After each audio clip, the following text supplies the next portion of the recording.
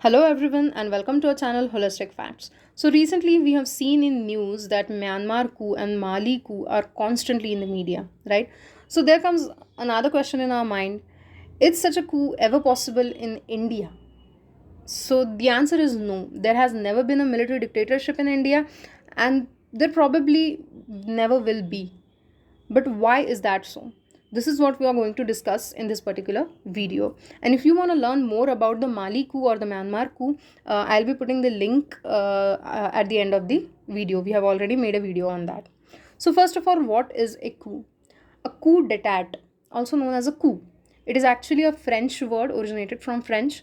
This is a sudden violent overthrow of an existing government by a small group, wherein most of the time armed forces, police, and military elements are under the influence of personnel that are not from civil government, right?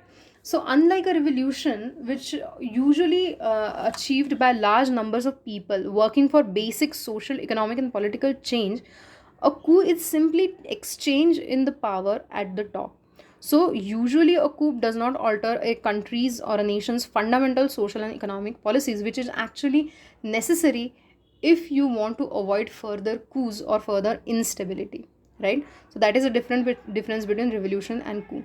We have discussed more about this in the video that I'll be linking at the end.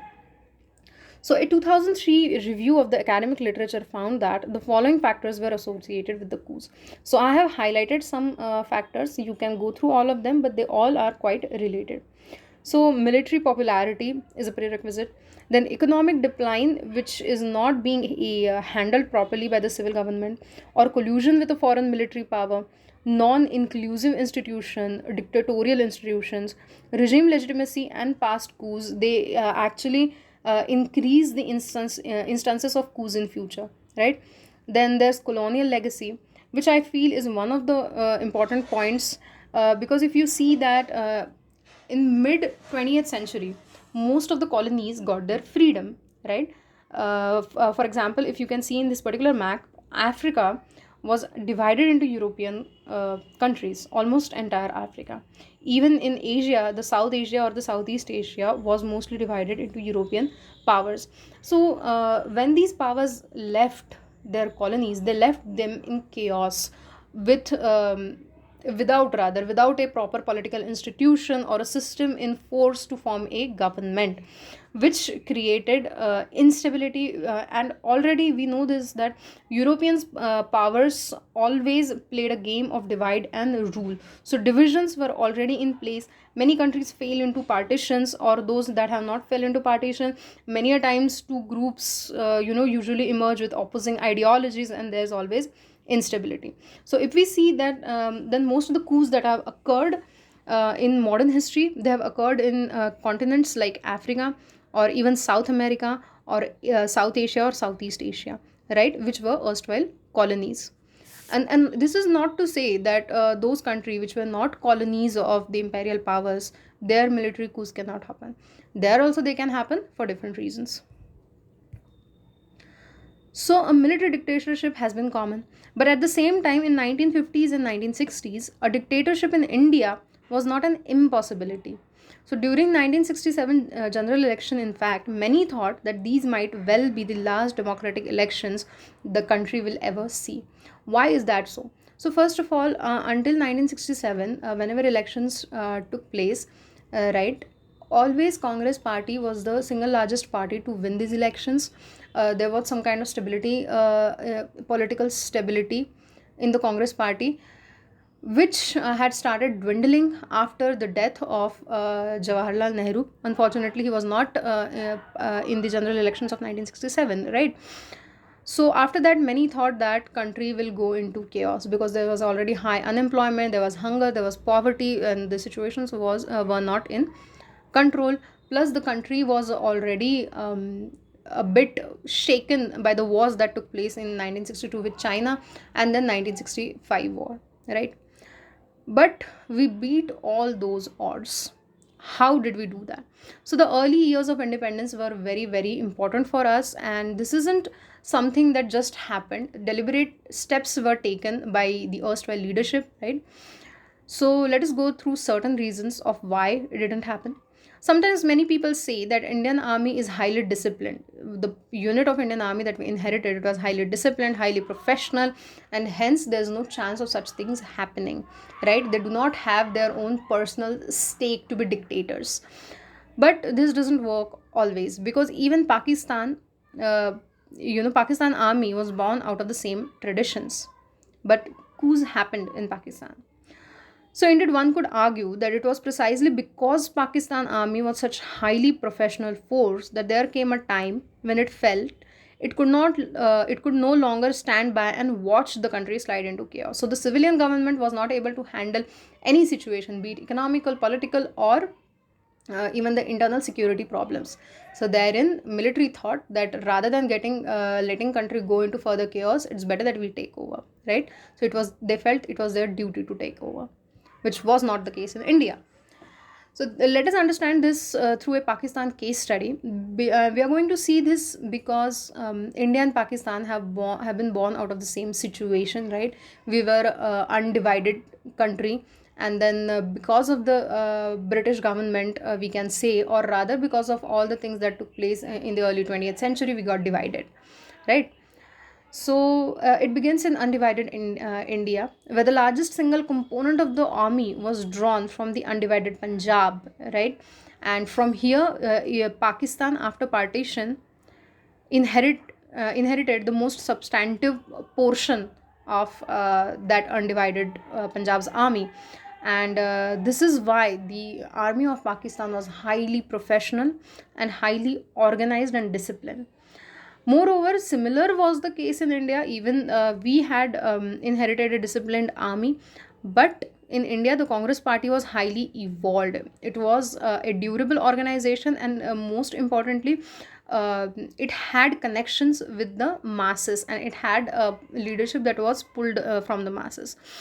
But in Pakistan, the Muslim League was not much more than Jinnah and his private secretary, and hence there was a dangerous structural imbalance in Pakistan, wherein army was strong, disciplined, and professional, whereas political system was not so stable.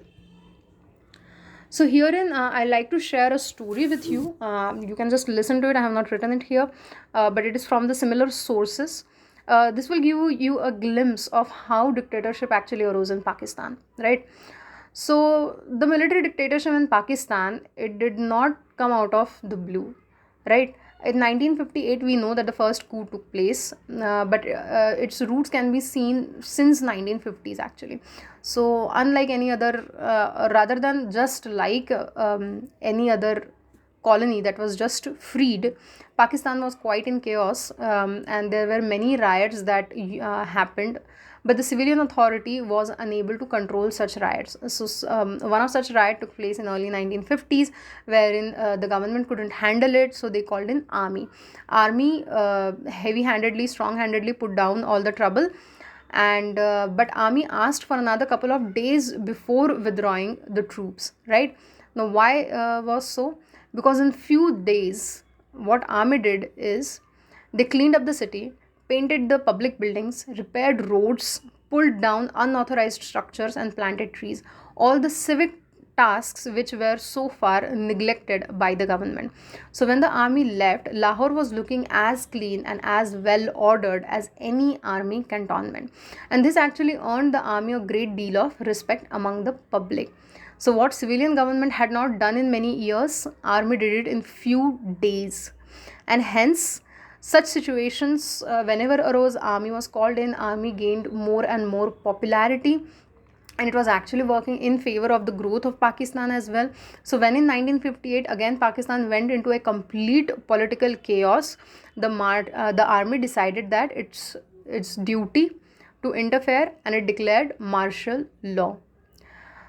So when this martial law was actually declared, many civilian people or many civilians were very happy, and they thought now the country is in safe hand, which was partially true for a few years, because in the next few years remarkable national development was seen in Pakistan under the presidency of General Ayub Khan. But then again soon this government also failed to corruption, right? because of such power that it had inherited. And more often than not, this happens. Military coup usually ends up being a military dictatorship, and these things are never stable, right? And now what we know, Pakistan as most of the time as a failed state.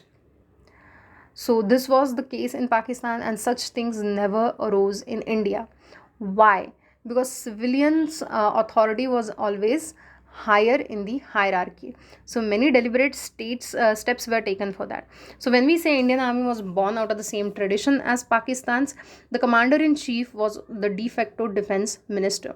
Now we know that after independence, the defense minister was an elected person, right? Elected, who has become an MP, right? And who has been given the portfolio to be minister, but not before independence. And the commander in chief was also the second most powerful person in the hierarchy after the viceroy himself. But after independence, things began to change. By some deliberate actions, we learned to take such steps from the chaos that was happening around us. So Prime Minister Nehru had believed that there needs to be a subordination of the army to the civilian authority. So one of such steps was the Teen Murti House, which was traditionally the grand residence of army chief, was assigned instead to Prime Minister. This was to show that the civilian authority is now higher in the hierarchy. Then next came a series of budget cuts, right? Because at the time Britain had left us into economic chaos as well. So we always constantly had to change plans, redistribute, right? So at the time, the hefty salaries of army officers were also cut down.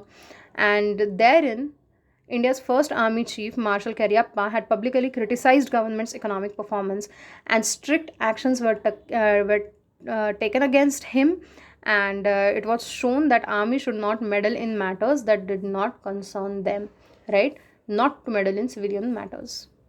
So over the years, many such, that was just an example, but over the years, many such steps were taken to ring fence the armed forces, that is to contain the armed forces, right? And there was a particular urgency to such steps in 1958 because of the military coup taking place next door in Pakistan. And many a time this can happen because Pakistan is our neighbor. We share such a long border with Pakistan. We could have had effects of that military coup in India as well, right? But what steps were taken place and how this was avoided?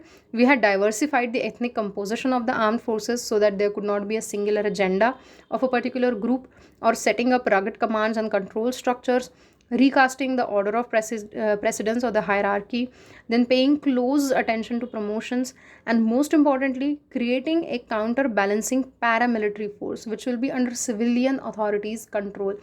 Even army is under civilian authorities' control, under executive control, but yet the paramilitary force, which is under home ministry, is a great counterbalancing force.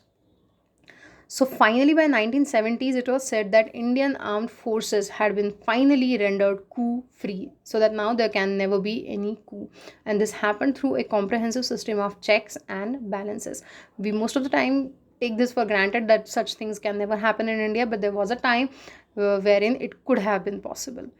Because all of our neighbors, almost all of our neighbors, such as Pakistan, Bangladesh, Burma, and Sri Lanka, have some or the other type have experienced or have experienced attempt or successful military coups, right? But we have not.